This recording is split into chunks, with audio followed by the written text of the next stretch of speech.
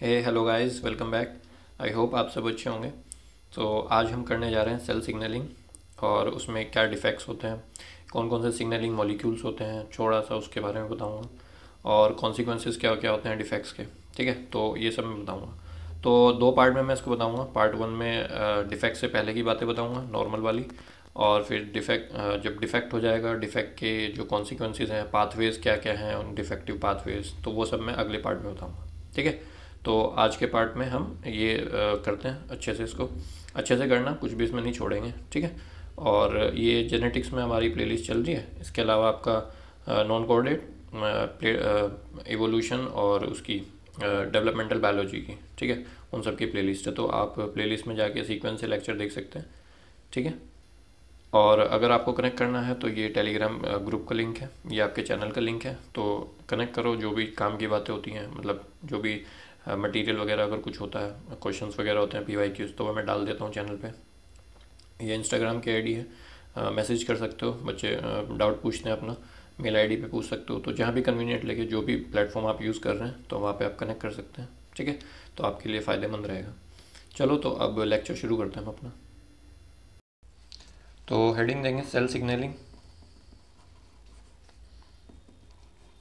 ठीक है, और सेल सिग्नलिंग जब हम करेंगे तो सेल सिग्नलिंग किसके थ्रू होती है, तो सिग्नल मॉलिक्यूल्स और सिग्नल मॉलिक्यूल्स जो होते हैं फिर वो एक पाथवे अटेंड करते हैं, तो सिग्नलिंग पाथवे भी हम इसमें पढ़ेंगे। सिग्नलिंग पाथवे, ठीक है, पाथवे या प्रोसेसेस। ठीक है, पाथवेज नहीं बताऊंगा क्योंकि पाथवे बहुत डिटेल में हो जाएगा, मतलब बहुत सारे पाथवेज होते हैं, सिर्फ नाम बता दूंगा। तो पाथवेज पे कोई क्वेश्चन आया नहीं और मुझे लगता नहीं, क्योंकि बहुत कॉम्प्लेक्स होते हैं पाथवेज। ठीक है, तो पाथवेज की जगह मैं सिंपल प्रोसेसेस बता दूंगा आपको। ठीक है, और फिर इसमें डिफेक्ट्स भी देख लेंगे हम कि डिफेक्ट क्या क्या होते हैं पाथवेज में, डिफेक्ट्स इन पाथवेज। और फिर कॉन्सिक्वेंसेस देख लेंगे कि अगर डिफेक्ट्स हो गए तो उसकी वजह से क्या कॉन्सिक्वेंसेस होंगे, कॉन्सिक्वेंसेस। ठीक है, तो ये तो पूरा आपका जो सिलेबस में लाइन दी हुई है मैंने वो लिख दिया आपको। ठीक है, अब मैं आपको बताता हूँ कि इस सिलेबस में, मतलब इस लेक्चर में हम क्या क्या करेंगे। तो सबसे पहले हम इसमें देखेंगे सेल सिग्नलिंग क्या होती है, व्हाट इज़ सेल सिग्नलिंग। ठीक है, देन उसके बाद हम देखेंगे कि जब सेल सिग्नलिंग होती है तो मतलब बेसिकली इसकी डेफिनेशन हम देख लेंगे पहले। ठीक है, डेफिनेशन देखने के बाद फिर मैं आपको बताऊंगा कि जो सेल होती हैं वो कैसे कम्युनिकेट करती हैं, सिग्नलिंग कैसे करती हैं। तो दो तरह से करती हैं, ठीक है, वो मैं बताऊंगा आपको। और एक सिग्नलिंग प्रोसेस में क्या क्या चीज़ें होती हैं। ठीक है, तो 3 स्टेजेस होती हैं इसमें सिग्नलिंग प्रोसेस में। तो वो मैं 3 स्टेज बताऊंगा कि सिग्नलिंग में कौन कौन सी स्टेजेस आपकी होती हैं। ठीक है, उसके अलावा आपका फिर मैं बताऊंगा आपको सिग्नल मॉलिक्यूल कौन कौन से होते हैं। ठीक है, सिग्नल मॉलिक्यूल जो सिग्नलिंग कॉज करते हैं, जैसे एक सेल से दूसरी सेल सिग्नल भेजना है, तो जो यहाँ से यहाँ सिग्नल भेजेंगे तो मॉलिक्यूल्स लेके जाएंगे सिग्नल। तो उन मॉलिक्यूल्स के कुछ नाम होंगे, उनके कुछ फीचर्स होंगे, फीचर्स बताऊंगा मैं आपको। ठीक है, फीचर्स के बाद मैं आपको इसमें कुछ इनके ये भी बताऊंगा कि टाइप्स क्या क्या होते हैं। ठीक है, हाइड्रोफिलिक और हाइड्रोफोबिक वाला पार्ट, तो ये सब मैं इसमें बताऊंगा, समझ गए। देन मैं आपको बताऊंगा कि टाइप्स क्या क्या होते हैं। ठीक है, टाइप्स ऑफ सिग्नलिंग प्रोसेस। ठीक है, सिग्नलिंग प्रोसेस में हम वही बताएंगे जो हम पढ़ चुके हैं ऑलरेडी, पैराक्राइन, ऑटोक्राइन, जक्स्टाक्राइन, है ना, एंडोक्राइन, तो ये सब बताऊंगा। तो ये सब सिग्नलिंग प्रोसेस होते हैं।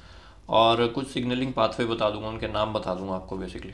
सिग्नलिंग पाथवे जैसे WNT सिग्नलिंग पाथवे होता है ना, VEGF सिग्नलिंग पाथवे होता है, TGF बीटा सिग्नलिंग पाथवे होता है। तो कुछ नाम मैं उसके बता दूंगा। ठीक है, देन वो पढ़ने के बाद फिर हम पढ़ेंगे कि डिफेक्ट्स क्या क्या होते हैं, what are the defects in signalling pathway. Signalling pathway में क्या क्या डिफेक्ट्स होते हैं और डिफेक्ट्स के कॉजेज़ क्या क्या होते हैं, तो कॉजेज़ बताऊंगा आपको। ठीक है, एंड कॉजेज़ के बाद फिर इन डिफेक्ट्स की वजह से क्या कॉन्सिक्वेंसेज होते हैं वो भी मैं आपको बता दूंगा, 4-5 कॉन्सिक्वेंस बता दूंगा। ठीक है, तो इस तरह से हमारा टॉपिक पूरा कंप्लीट हो जाएगा, कुछ भी नहीं इसमें बचेगा। अगर कोई क्वेश्चन बनना होगा तो इसी में से बनेगा, इसके बाहर कुछ नहीं जाएगा। ठीक है, तो चलो अब इसको मैं शुरू करता हूँ। सबसे पहले अगर मैं ऐसी आपको एक ओपनिंग स्टेटमेंट दूँ कि सेल सिग्नलिंग बेसिकली क्यों होती है, तो आप बोलोगे कि सर जो मल्टी सेलुलर ऑर्गेनिजम्स होते हैं उसमें क्या होता है, एक सेल से दूसरी सेल को कम्युनिकेट करने के लिए, ठीक है, जब एक सेल जो है वो दूसरी सेल से कोऑर्डिनेट करेगी ना, मान लो इसकी ग्रोथ हो रही है या कोई मेटाबॉलिज्म का पार्ट करना है इसको, ठीक है, तो कुछ भी करना, तो इनको एक दूसरे के साथ कम्युनिकेट करना पड़ेगा। तो कम्युनिकेट करने के लिए आपको सिग्नलिंग की ज़रूरत पड़ती है। ठीक है, तो आप एक लाइन लिखेंगे कि in multi cellular organism, in multi cellular organism there is a need for the cells to communicate with one another, ठीक है, कम्युनिकेट करते हैं एक दूसरे के साथ in order to coordinate their growth and metabolism, ठीक है, अपने ग्रोथ और मेटाबॉलिज्म को कोऑर्डिनेट करने के लिए वो आपस में मतलब ग्रोथ और मेटाबॉलिज्म को करने के लिए वो आपस में कोऑर्डिनेट करते हैं, ठीक है।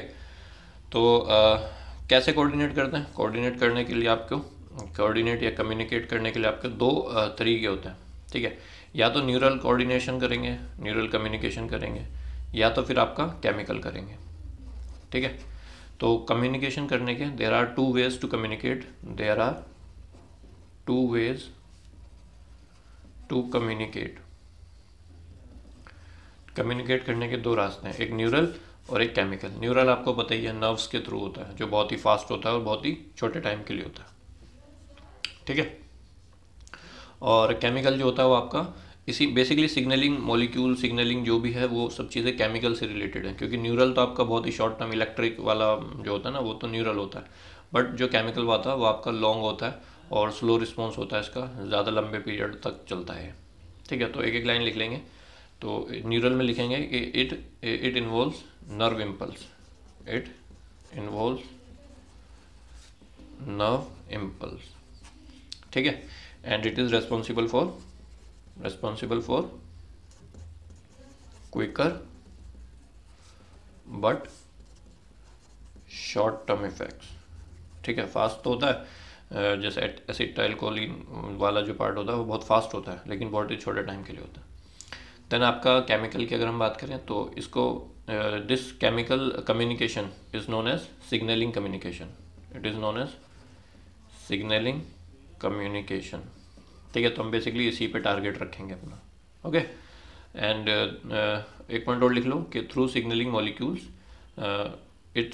दिस सिग्नलिंग कम्युनिकेशन अकर्स, ठीक है। So it occurs with the help of signalling molecules, ठीक है। वो अभी हम देखेंगे क्या है। फिर एक तीसरा पॉइंट लिख लो कि it is slower in response but last longer, ठीक है, लंबे टाइम तक टिकता है आपका। तो ये कुछ बातें हो गई हमारी, समझ गए। चलो, तो अब ये तो मैंने आपको बता दिया बेसिक्स में कि क्या हो रहा है, कैसे हो रहा है। अब सबसे पहले डेफिनेशन लिखते हैं सेल सिग्नलिंग की। व्हाट इज सेल सिग्नलिंग, ठीक है। तो सेल सिग्नलिंग मतलब यही जो सिग्नलिंग कम्युनिकेशन होता है, तो इसी को हम डिफाइन कर रहे हैं। तो अगर मैं आपसे बोलूँ कि सेल सिग्नलिंग क्या होता है, तो आप बोलोगे कि सर सिंपल सी बात है, जो कुछ सिग्नलिंग मॉलिक्यूल्स होंगे या सिग्नलिंग एजेंट होंगे जो एक जगह से निकल के दूसरी जगह जाएंगे। मतलब ये अगर सिक्रीट कर रही है सेल, तो इस सेल के पास कोई ना कोई रिसेप्टर्स होंगे, वो यहाँ पे जाके बाइंड करेंगे, और बाइंड करने के बाद एक कास्केडिंग इफेक्ट होता है, मतलब इसमें चेंजेस आएंगे, वो सब पाथवेज में जो भी होते हैं वो मैं अभी आगे बताऊंगा। 3 स्टेजेस जो होती हैं, जैसे मान लो सबसे पहले रिसेप्शन हुआ, इसने रिसीव कर लिया, देन ट्रांसडक्शन होता है, देन उसके बाद आपका रिस्पॉन्स शो किया जाता है। तो वो एक कास्केडिंग सीरीज़ होती है बायोकेमिकल इवेंट्स की, ठीक है। और जिसकी वजह से आपका मेनली जो भी सेल को बिहेवियरल या फिजियोलॉजिकल चेंजेस शो करना होता है, तो वो इसी के थ्रू करती है। तो जो मैंने आपको बोला भी, ये इंग्लिश में हम लिख लेते हैं सेल सिग्नलिंग की डेफिनेशन, ठीक है। तो सेल सिग्नलिंग की डेफिनेशन लिख लो पहले, सेल सिग्नलिंग, ठीक है। सो it is the fundamental process, it is the fundamental process by which specific signaling agent targets cell, ठीक है, through a specific receptor usually initiating a cascading series of biochemical events which ultimately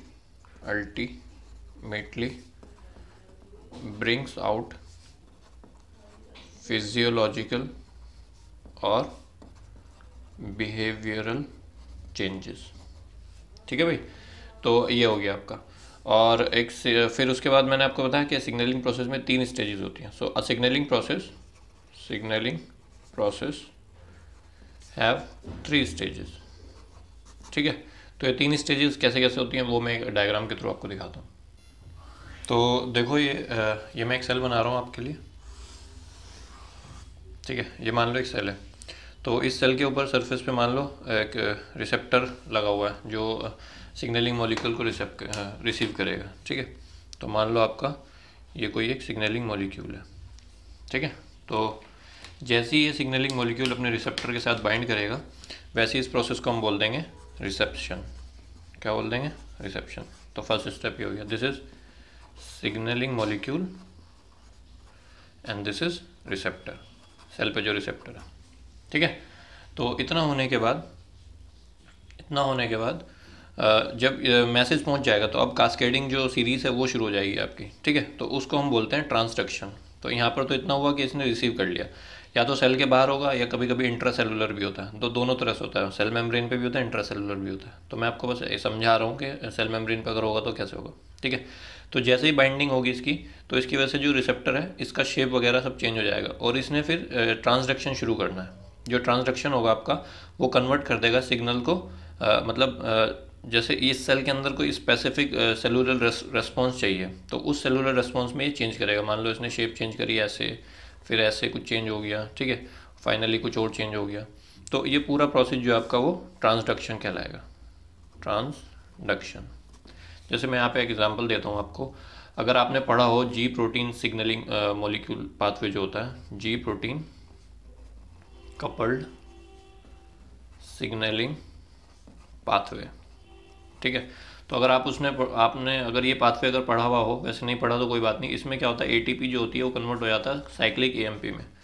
ठीक है, तो वहाँ पर कुछ pathway होता है। तो जब वो जी प्रोटीन वाला पाथवे होता है तो उसमें फिर चेंजेस आते हैं अंदर। ठीक है, जो सिंथेसिस एंजाइम होता है उसमें चेंजेस आते हैं, तो वो पूरा प्रोसेस चलता है। तो वो पूरा प्रोसेस आपका ट्रांसडक्शन में आता है।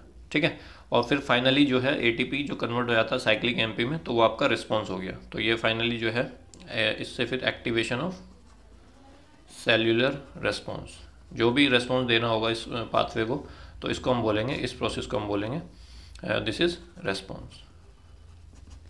ठीक है भाई, तो ये हम पढ़ेंगे डिटेल में। पाथवे में आपको बता नहीं रहे, यहाँ पे ज़रूरत नहीं है, फालतू में लंबा हो जाएगा। ठीक है, बस इतना समझ लो। तो ऐसा कुछ होता है, तो ये आएगा साइक्लिक एएमपी, हमारे सिलेबस में है ही बायोकेमिस्ट्री में, तो वहाँ हम पढ़ेंगे इसको। तो फटाफट लिख लो रिसेप्शन में क्या हो रहा है। तो रिसेप्शन में आपने देखा कि detection of the signalling molecule. So it is the target cell detection of a signaling molecule coming from outside the cell। ठीक है, दूसरा आपका transduction. So binding changes receptor protein and initiates transduction. ठीक है, ट्रांसडक्शन शुरू हो जाएगा and this stage converts the signal to a form that can bring about a specific cellular response। ठीक है, तो इतना चेंज हो जाएगा कि अब वो कोई सेलुलर रेस्पॉन्स करने की पोजीशन में आ गया। ठीक है, देन थर्ड आपका रेस्पॉन्स फिर जब उसने दे दिया, सो आप लिखेंगे ट्रांसड्यूस्ड सिग्नल, ये वाला transduced signal finally triggers a specific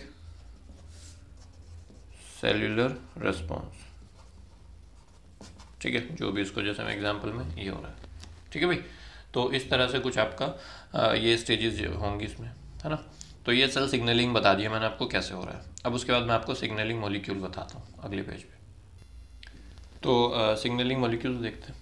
ठीक है, सिग्नलिंग मॉलिक्यूल्स।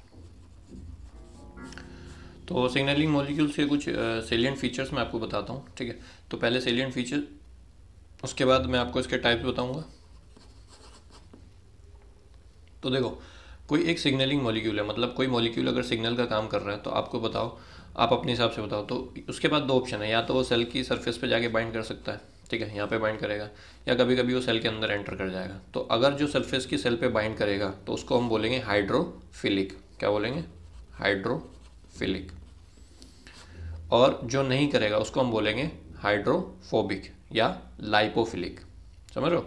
तो जो लाइपोफिलिक होते हैं बेसिकली वो सेल मेम्ब्रेन के थ्रू होते हुए आपके जो प्लाज्मा मेम्ब्रेन है उसके होते हुए आपके सेल के अंदर एंटर कर जाते हैं। तो दूसरे हो गए आपके हाइड्रोफोबिक, या इनको हम बोलते हैं लाइपोफिलिक।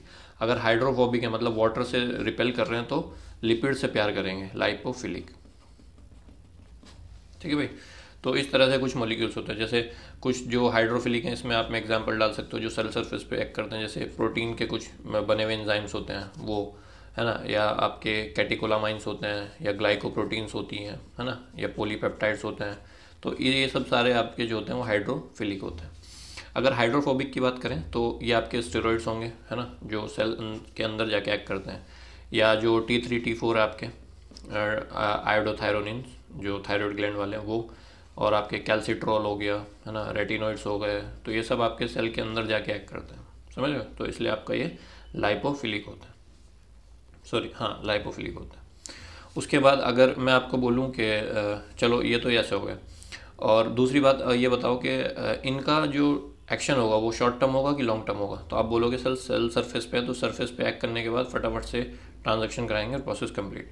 सो इनका जो एक्शन होगा, एक्शन जो होगा वो शॉर्ट होगा, और ये आपका लॉन्गर चलेंगे, ठीक है, कुछ दिनों से कुछ घंटों से कुछ दिनों तक के लिए चलते हैं, एक्शन इनका लंबा चलता है, ठीक है।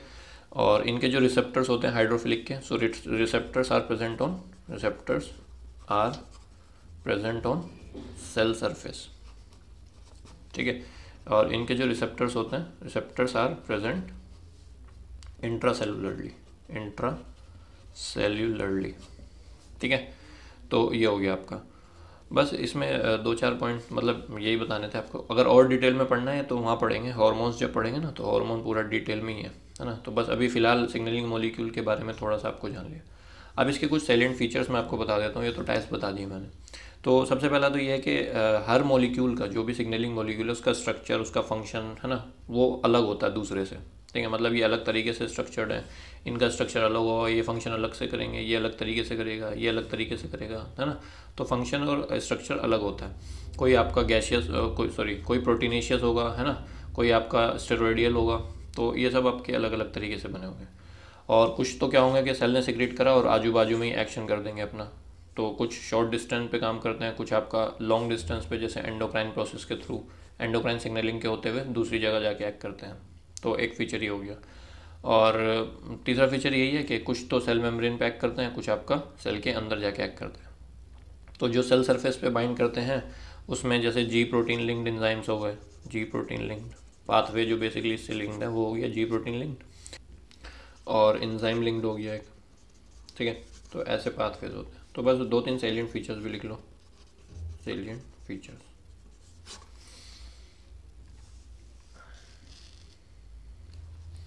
तो सबसे पहले they acts as ligand, they acts as ligand that binds to receptor present in their target cell, ठीक है। तो टारगेट सेल पे एक्ट करते हैं। देन सेकंड पॉइंट आप लिख सकते हो इसमें कि some carry long distances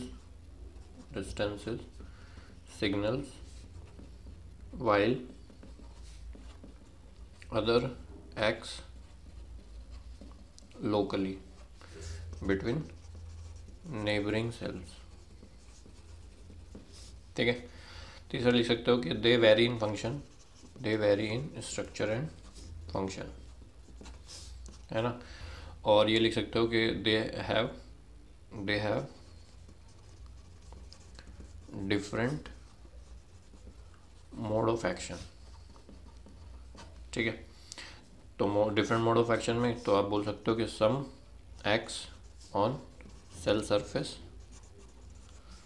and some crosses cell membrane and binds intracellular receptors receptors.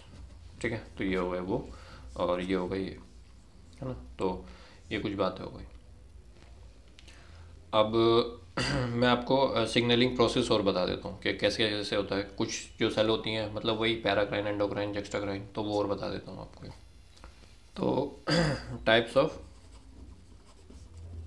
Signalling process.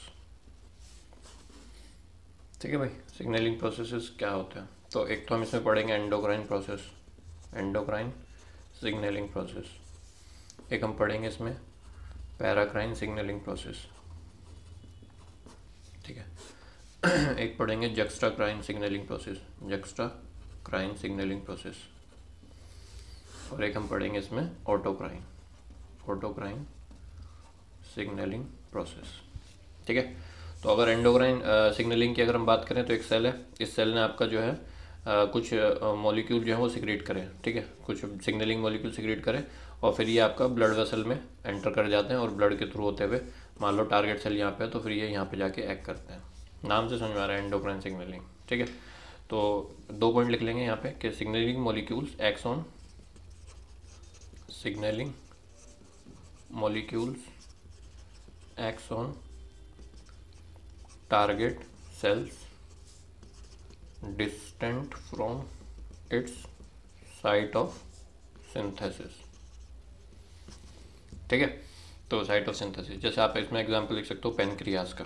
Pancreas जो है वहाँ से सिक्रीट होता है insulin, pancreas secreted insulin and it travels through endocrine and acts different on different location. ठीक है, तो यहाँ पे सिग्नलिंग मॉलिक्यूल हो गया इंसुलिन और जिसने सिक्रीट करा वो हो गया पेनक्रियाज। ठीक है भाई, and it travels through the blood stream in animals, और अगर प्लांट्स की बात करें तो सेप्रोफाइट से। ठीक है, तो वो हो गया एंडोक्राइन सिग्नलिंग। दूसरा होता है आपका पैराक्राइन सिग्नलिंग। पैराक्राइन सिग्नलिंग में मैं आपको बता चुका हूँ कि जो सिग्नलिंग मॉलिक्यूल है वो जो सेल उसके पास में होगी, है ना, जो क्लोज सेल होगी, ज़्यादा डिस्टेंस नहीं होगा, ज़्यादा दूर नहीं होगी, उसी पे एक्ट करता है। जैसे सेल है, ठीक है, तो इस सेल ने कुछ आपके सिग्नलिंग मॉलिक्यूल सिक्रेट करे और ये मान लो इतने डिस्टेंस तक काम कर देती है, तो यहाँ पे इसके पास रिसेप्टर है, तो ये मॉलिक्यूल जाके यहाँ पे बाइंड कर जाएंगे। ठीक है, तो ये इस तरह का हम बोलते हैं पैराक्राइन। तो एक पॉइंट यहाँ पे भी लिख लो कि सिग्नलिंग मॉलिक्यूल, एसएम में लिखूंगा, signalling molecule affects only close target cell, close target cells. ठीक है, तो ये आप इसमें लिख लो। फिर जेक्स्ट्राक्राइन में आप लिख लो, जेक्स्ट्राक्राइन में क्या होता है, ये कॉन्टैक्ट सिग्नलिंग होती है, कॉन्टैक्ट सिग्नलिंग। इसमें सेल जो होती है एक दूसरे के कॉन्टैक्ट में होती है। जैसे एक सेल ये है, इसने मान लो कुछ रिसेप्टर है इसके पास सिग्नलिंग मॉलिक्यूल है, तो इसके बाजू में दूसरी सेल पड़ी हुई है, उसके जो रिसेप्टर्स होंगे वो इसके बिल्कुल कॉन्टैक्ट में होंगे ऐसे, है ना, तो वो बिल्कुल ऐसे रिसेप्ट कर लेंगे, तो इसको हम कॉन्टैक्ट बोलते हैं। या गैप जंक्शन वाला पार्ट अगर आपने पढ़ा हो तो गैप जंक्शन में क्या होता है आपका, जैसे ये है, ठीक है, तो 2 सेल आपस में कनेक्ट होती हैं, इस सेल ने कुछ सिग्नलिंग मॉलिक्यूल सिक्रेट करे और वो ऐसे होते हुए चलेगा इसके पास। ठीक है, तो यहाँ पे इसका कोई रिसेप्टर बैठा होगा तो यहाँ पे, और इसने कुछ करा तो वो इसके पास आ जाएगा, तो ये कॉन्टैक्ट सिग्नलिंग हो गया। ठीक है, तो इसमें लिख लो कि सोर्स या target and source are physically in contact. ठीक है, तो ये आपका हो गया। जैसे इसमें आप एग्जांपल लिख सकते हो, जो नोच सिग्नलिंग होता है एम्ब्रियोनिक डेवलपमेंट में, वो आपका यहाँ पे देखने को मिलता है, नोच सिग्नलिंग पाथवे। ठीक है, इसमें भी एग्जांपल लिख लो। पैराक्राइन में आप एग्जांपल लिख लो न्यूरोट्रांसमीटर्स का, न्यूरोट्रांसमीटर। तो न्यूरोट्रांसमीटर जो होते हैं वो ऐसे ही एक्ट करते हैं। ठीक है, तो यहाँ पे मैंने आपको बता दिया था पेनक्रियाज का। देन आपका आता है ऑटोक्राइन सिग्नलिंग। तो ऑटोक्राइन सिग्नलिंग में समझ में आ रहा है कि जो सेल है वो आपका मॉलिक्यूल सिक्रेट करेगी। ठीक है, तो यहाँ से मॉलिक्यूल सिक्रेट हुए और इसी की सरफेस पे इसके रिसेप्टर्स प्रेजेंट होंगे। ठीक है, तो ये वापस आके इसी पे लग जाएंगे, तो ऑटो अपने आप, है ना। सो इसमें आप लिख लो कि molecules acts on the cell who produces them. ठीक है, उसी पे एक्ट कर रहे हैं जो इनको प्रोड्यूस कर रही है। तो ऐसा हमें देखने को मिलता है। जो मैंने आपको एग्जांपल पहले भी बताया, प्लेसेंटल जो साइटोट्रोफोप्लास्ट सेल्स होती हैं वो सिक्रेट करती हैं प्लेटलेट ड्राइव ग्रोथ फैक्टर। ठीक है, तो जो ट्रोफोब्लास्ट सेल्स होती हैं वो platelet drive growth factor secrete करती हैं और उससे फिर क्या होता है, उन्हीं की जो ट्रोफोब्लास्ट सेल्स होती हैं उन्हीं का प्रोलिफरेशन होता है। ठीक है, तो एग्जांपल में लिख लेना कि placental cytotrophoblast cells secrete platelet drive growth factor for its own proliferation, so that is autocrine. ठीक है, तो ये हो गया आपकी सिग्नलिंग प्रोसेस। अब मैं आपको थोड़ा सा सिग्नलिंग पाथवेज के टाइप्स बता देता हूँ। ठीक है, टाइप्स ऑफ सिग्नलिंग पाथवे। ठीक है, तो सिग्नलिंग पाथवे मतलब इन्हीं प्रोसेस के थ्रू हो रहे हैं, बस नाम उनके 2-3 आप लिख लो। पाथवेज के नाम है कुछ, जैसे एक मैं आपको बताता हूँ WNT सिग्नलिंग पाथवे। तो एक हो गया आपका WNT signalling pathway, signalling pathway. ठीक है, इसमें क्या होता है, जो सेल का डिफ्रेंशिएशन और प्रोलिफरेशन होता है वो इस पाथवे के थ्रू होता है आपका। ठीक है, इसमें कुछ सिग्नलिंग मॉलिक्यूल निकलते हैं। पाथवे पढ़ने की ज़रूरत नहीं है क्योंकि पाथवे पे क्वेश्चन नहीं आएगा, और पाथवे बहुत कॉम्प्लेक्स होते हैं, अगर मैं उनको पढ़ाने बैठा तो बहुत टाइम लगेगा उनमें। ठीक है, तो पाथवे पढ़ने की ज़रूरत नहीं है, बस आप नाम याद रख लो कि WNT सिग्नलिंग पाथवे होता है जो सेलुलर प्रोलिफरेशन और डिफ्रेंशिएशन में हेल्प करता है। जो एम्ब्रियो की जो सेल्स होती हैं, इनको जब अडल्ट बनना होता है तो इनका प्रोलिफरेशन, इनका डिफ्रेंशिएशन वो आपका WNT सिग्नलिंग पाथवे से होता है। ठीक है, तो एक तो आपका ये हो गया। और अगर मान लो इसमें कोई डिफेक्ट हो गया तो फिर जो अडल्ट होता है इसमें ट्यूमर हो जाता है या मेटास्टेसिस होने लग जाती है सेल्स की, तो ये सब इसमें डिफेक्ट्स की वजह से होता है। और नाम लिख लो VEGF, ये आपका VEGF सिग्नलिंग पाथवे होता है, vascular endothelial growth factor signalling pathway. ठीक है, तो इसमें जो वेस्कुलर डेवलपमेंट होना होता है, वेस्कुलर डेवलपमेंट होना होता है तो उसके लिए रिस्पॉन्सिबल होता है।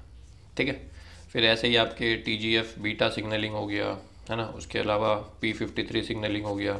P53 सिग्नलिंग पे क्वेश्चन आया हुआ है, लेकिन इसको हम पढ़ेंगे एपोप्टोसिस में। एपोप्टोसिस में मैं पढ़ाऊँगा आपको P53 सिग्नलिंग पाथवे।